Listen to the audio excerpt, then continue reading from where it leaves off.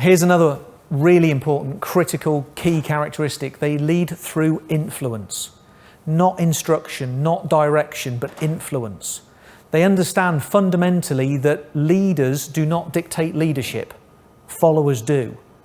There's a technical term for a leader without followers. They're called a Billy No-Mates. If the followers aren't following, you are not a leader. And the confusion, I think, in business is, well, I am the leader because it says so on my job description and it says so in the organizational chart. That doesn't mean you're a leader. That doesn't mean people are following you. That's an emotional thing. They might do what you say, but they're not following you. So they understand this. Animal teams understand this brilliantly, and animal leadership works on this basis.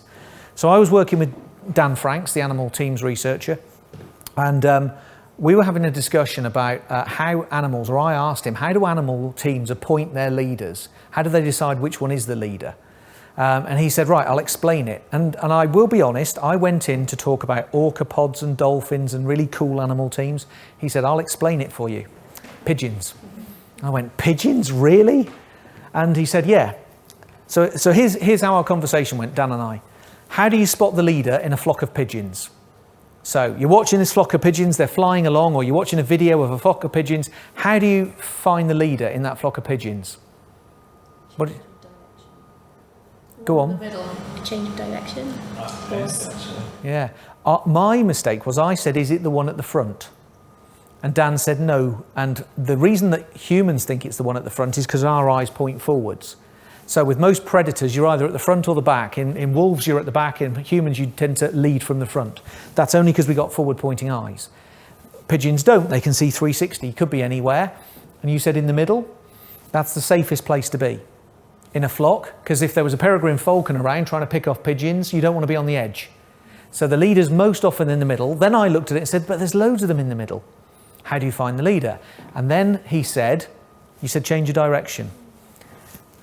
If one of the pigeons banks left and they all bank left afterwards, that's your leader. I was like, of course. And then the light bulb went on.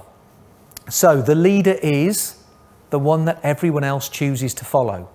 The leader's the one with the influence. The leader's the one that all the others are looking at. The leader's the one that if they bank left, everyone else goes, oh, we're coming, hang on.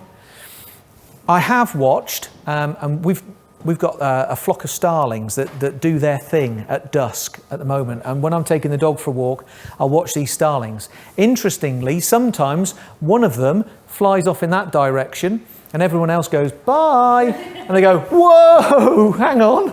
Don't leave me. And back in they go. That's not your leader.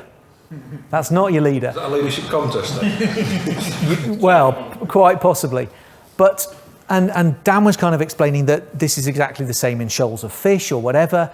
But then one of them will decide they are going that way and everyone else goes, hang on, we're coming. So they are your leader. Here's the big question though. Why?